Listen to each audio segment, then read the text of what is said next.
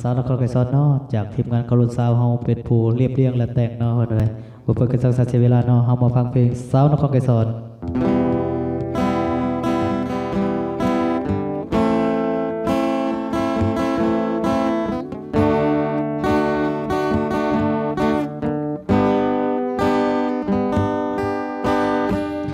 สาวนครไกรสอนผู้สวยลาวันมาพบแก้มจันน้องนางมีแฟนแล้ว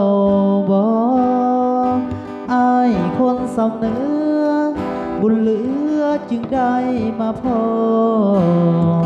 อยากมาสร้างก่อบุญพ่อน้องคงเห็นใจพบน้องปีนั้นงานทาตีหักสาวงามสาวหวานหักกันผูกพันแน่นเหนียว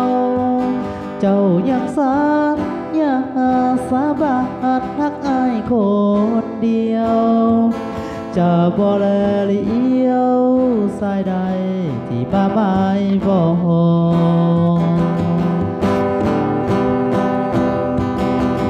วันถ้าน้องเขายังหักสาวเมืองสนหากนี้บ่มีเหตุผลหน้ามนมางามกระโดอยากมาคู่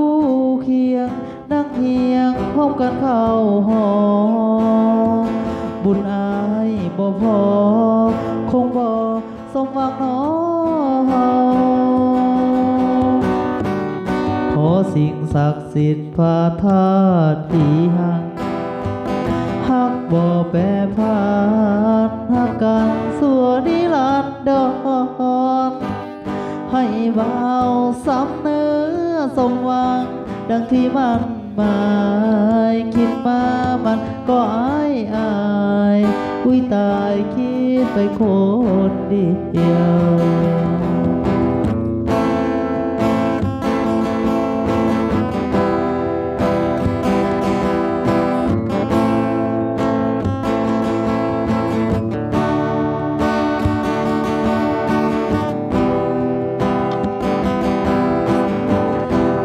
สิ่งศักดิ์สิทธิ์พาธาตุที่หัก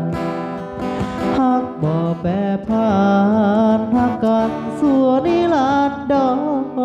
ร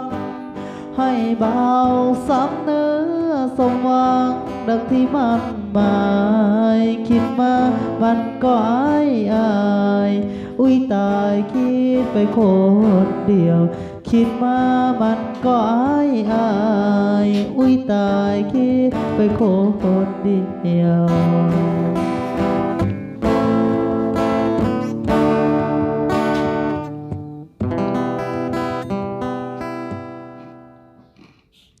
สาวนครไกรสอนเนาะจากทีมงานกรุณสาวเฮาเป็นผู้เรียบเรียงและแต่งเนาะอะไรบุพเพกษัตริย์เสียเวลาเนาะเฮามาฟังเพลงสาวนครไกรสอน